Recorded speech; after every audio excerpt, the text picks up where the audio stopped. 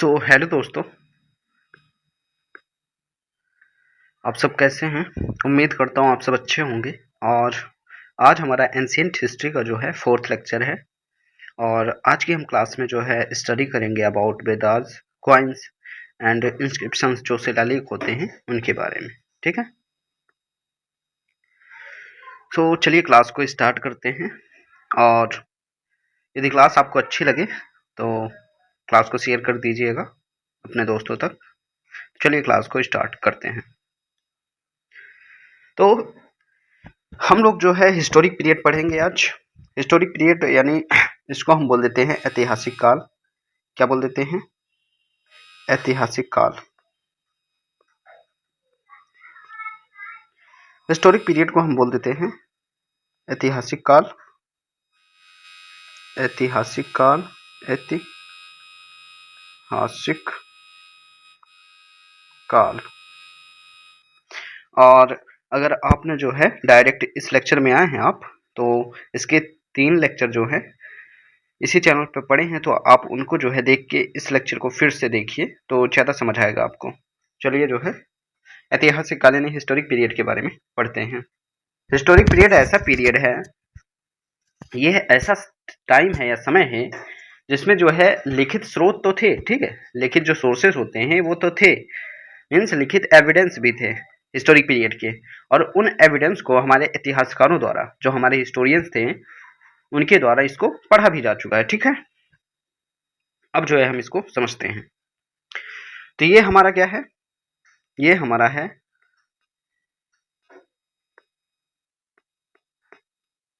इतिहास। इतिहास है, ठीक है। हिस्टोरिक पीरियड यानी इतिहास है। अब देखो, हम जो है फर्स्ट क्लास में इसका जिक्र किए थे, इतिहास के जो सोर्सेस होते हैं, स्रोत होते हैं।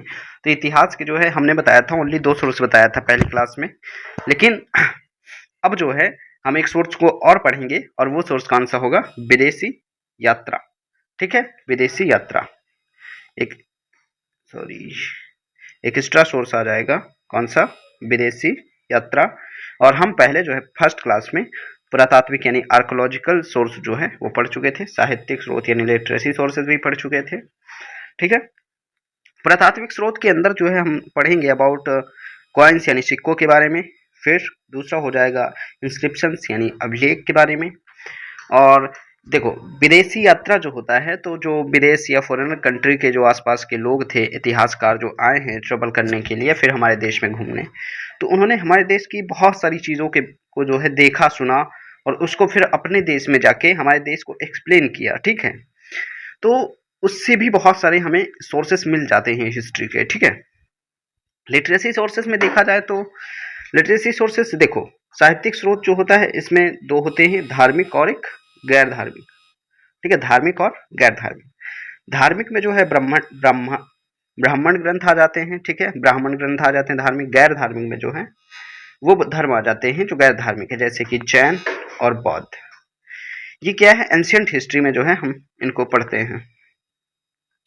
अब इसमें जो है वेद, ब्राह्मण जो ग्रंथ हैं, इनके अंडर में कौन कौन से आ जाते हैं? वेद, उपवेद, वेदांग, उपनिषद। ठीक है, उपनिषद। और यहाँ पे है हमारे पास पुराण। ठीक है, पुराण। फिर यहाँ पे है महाकाव्य। तो ये सारी चीज़ें जो है इनके बारे में हम इस क्लास में स्टडी करेंगे। ठीक है, तो एक बार और समझ लीजिए, इतिहास जो है, इतिहास के सोर्सेस हैं। ये क्या है? Sources. Sources, sources of history. Sources of history. Sources of history कितने हैं? 3 हैं। फर्स्ट इज पुरातात्विक स्रोत, सेकंड इज, कलर चेंज कर लेते तो ज़्यादा आसानी होगी।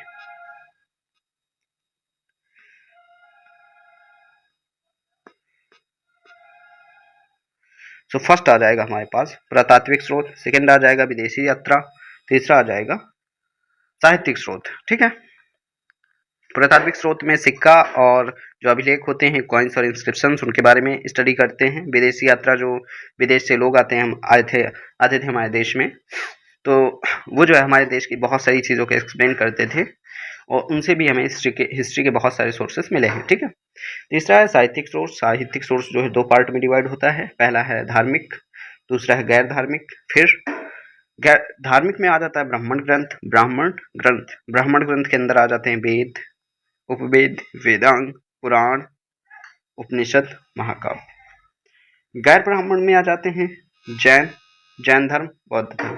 ओके, अब हम जो है आगे बढ़ते हैं, ये हम पढ़ चुके हैं। अब देखो सिक्का, कॉइन्स, ठीक है, हेडिंग हम यहाँ पे डाल लेते हैं, क्या, कॉइन्स, कॉइन यानी सिक्के, सिक्का। ओके, सिक्के का अध्ययन क्या कहलाता है? सिक्के का अध्ययन, हाँ, सबसे पहले अध्ययन इसको जान लेते हैं, अध्ययन के, सॉरी पेन को पतला कर लेते हैं।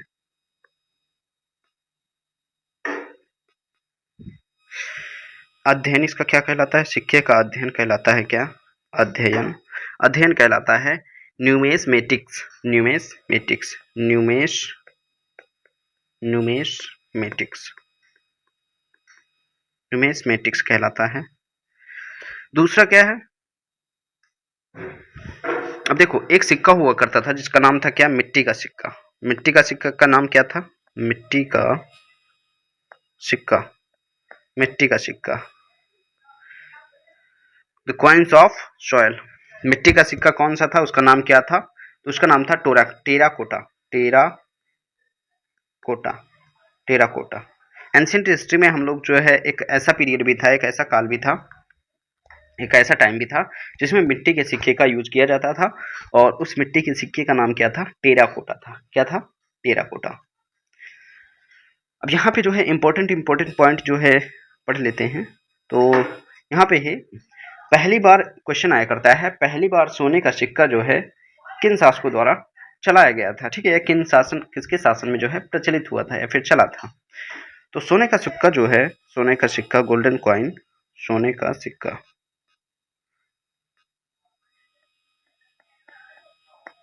सोने का सिक्का, सोने का सिक्का किसके शासनकाल में आया था, या फिर जब सोने का सिक्का चल रहा था तो उस समय जो है शासक कौन थे? तो यूनानी शासक थे, ठीक है, कौन? यूनानी शासक, यूनानी शासक, यूनानी शासक के कालक्रम में या फिर समय में जो है सोने का सिक्का चलाया गया था। और शुद्ध सोने का सिक्का, इसी में जो है शुद्ध सोने का सिक्का, शुद्ध सोने का सिक्का, शुद्ध सोने का सिक्का किसके काल में आया था? तो आया था कुषाण शासकों द्वारा, या फिर कुषाण शासकों ने उसको जो है चलाया था, शुद्ध सोने के सिक्के। कौन? कुषाण शासक, कुषाण शासक। ओके, अब जो है और यहाँ पे आया करता है क्वेश्चन कि चांदी का सिक्का जो है किस शासन ने जो है चलवाया था, या फिर किसके शासन काल में जो है चला था? चांदी का सिक्का, सिल्वर कॉइन, ठीक है, चांदी का सिक्का, चांदी का सिक्का, चांदी का सिक्का जो है किसके शासन काल में आया था? तो आया था चंद्रगुप्त सेकंड के टाइम में आया था। और चंद्रगुप्त सेकंड को ही हम विक्रमादित्य भी कहते थे, ठीक है, चंद्रगुप्त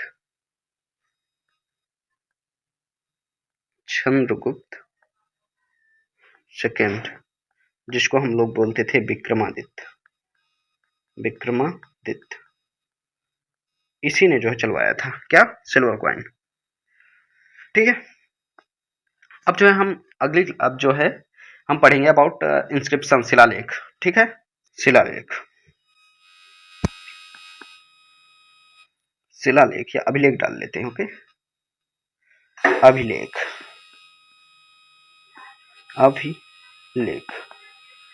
अभिलेख को इंग्लिश में हम बोल देते हैं इंस्क्रिप्शन,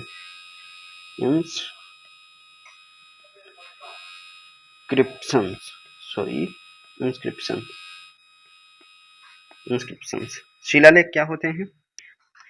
अभिलेख किसे कहा जाता है? पत्थरों को खोदकर लिखना ही क्या कहलाता है? पत्थरों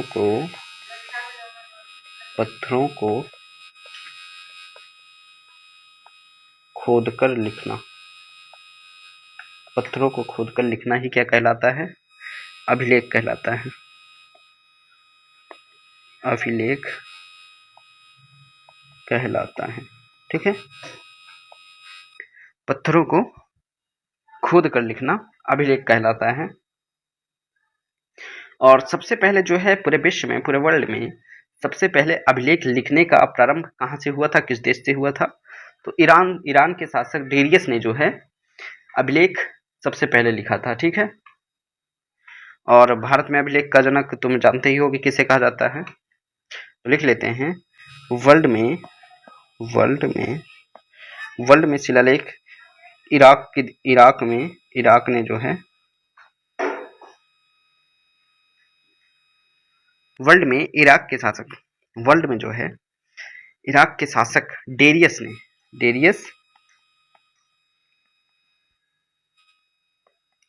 ने अभिलेख लिखने का प्रारंभ किया था। डेरियस ने अभिलेख लिखना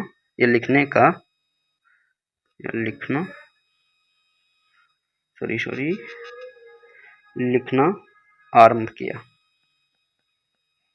किया सबसे प्रथम बार। ठीक है, पहली बार जो है पूरे वर्ल्ड में इराक के शासक डेरियस ने अभिलेख लिखना आरंभ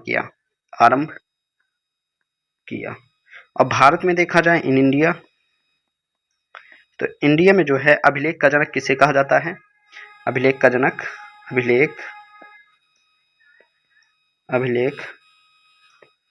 जनक किसे कहा जाता है? तो कहा जाता है अशोक को। किसको? सम्राट अशोक। मैं अशोक बस यहाँ पे लिखे दे रहा हूँ, अशोक को।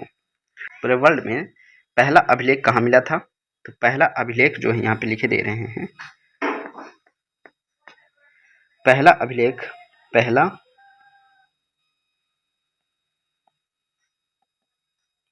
अभिलेख कहाँ मिला था? तो मिला था बोग जगोई। कहाँ से मिला था? बोग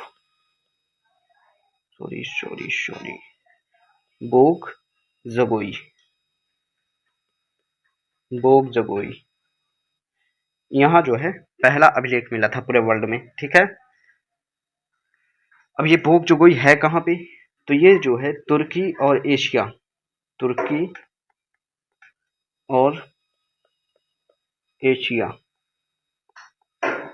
के माइनर में है। तुर्की और एशिया माइनर में है। ओके,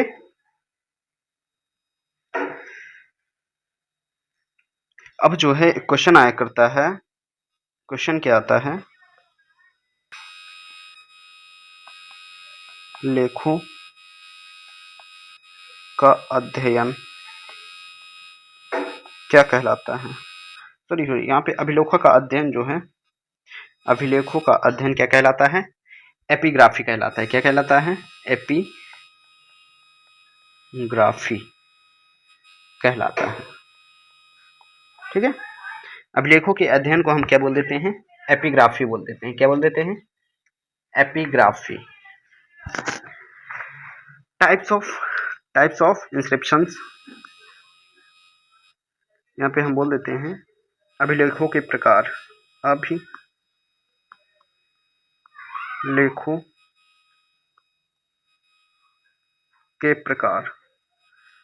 के प्रकार कितने हैं? तो अभिलेखों के प्रकार फर्स्ट जो है हमारे पास आ जाता है क्या? शिलालेख। अभी मैंने शिलालेख का जिक्र किया था। शिलालेख। सेकंड आ जाता है हमारे पास, सेकंड क्या आ जाता है? स्तंभ लेख यानी पिलर्स, स्तंभ लेख। चौथा आ जाता है हमारा, सॉरी तीसरा आ जाता है हमारा भित्ति लेख।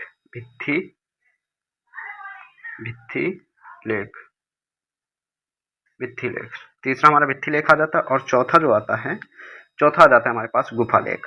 ठीक है, गुफा लेख।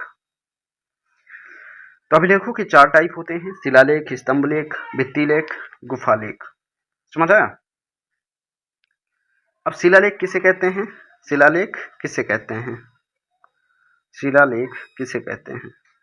यहाँ पे पॉइंट वाइज कह दे रहे हैं, इसको ही कलर चेंज। शिलालेख किसे कहते हैं? छोटे पत्थरों पर लिखना, छोटे पत्थरों पर लिखना ही क्या कहलाता है? शिलालेख कहलाता है। पॉइंट वाइज हम बोल देते हैं, छोटे पत्थरों पर लिखना, छोटे पत्थरों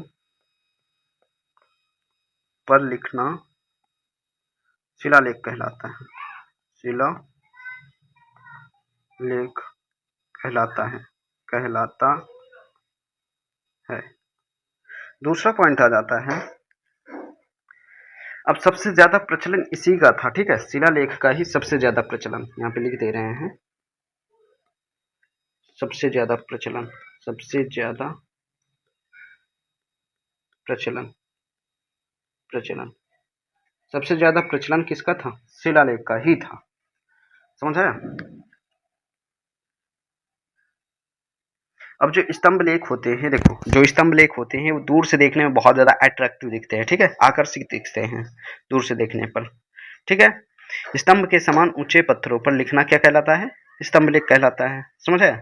स्तंभ के समान ऊंचे पत्थरों पर लिखना ही क्या कहलाता है? स्तंभ लेख कहलाता है, समझ आया? अब इंपॉर्टेंट शिलालेख कौन कौन से हैं? इंपॉर्टेंट अभिलेख,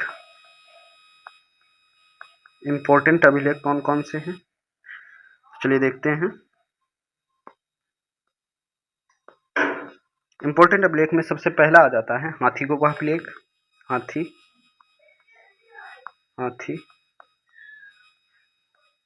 गुफा अभिलेख, हाथी गुफा अभिलेख। दूसरा आ जाता है हमारे पास जूनागढ़ अभिलेख,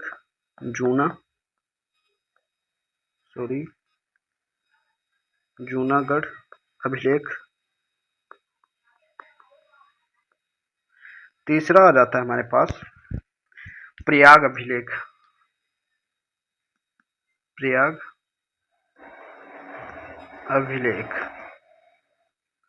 चौथा आ जाता है हमारे पास ग्वालियर अभिलेख, ग्वालियर अभिलेख। पांचवा आ जाता है हमारे पास ऐहोल अभिलेख, ऐहोल, ऐहोल, ऐहोल अभिलेख। फिर हमारा छठा आ जाता है मंदसौर अभिलेख, मंदसौर अभिलेख। सातवां आ जाता है हमारे पास देवपाड़ा अभिलेख, देवपाड़ा अभिलेख, देवपाड़ा अभिलेख, सॉरी देवपाड़ा अभिलेख। आठवां आ जाता है हमारे पास नासिक अभिलेख, नासिक अभिलेख, नासिक अभिलेख। तो मेन जो है हमारे कितने अभिलेख हैं? 8 अभिलेख हैं, ठीक है, 8 अभिलेख हैं। इनके बारे में जो है हम डीपली जो है स्टडी किस क्लास में करेंगे? अगली क्लास में करेंगे। इसी का जो है पार्ट 2 आएगा। तो मिलते हैं अगली क्लास में, तब तक के लिए जय हिंद, वंदे मातरम।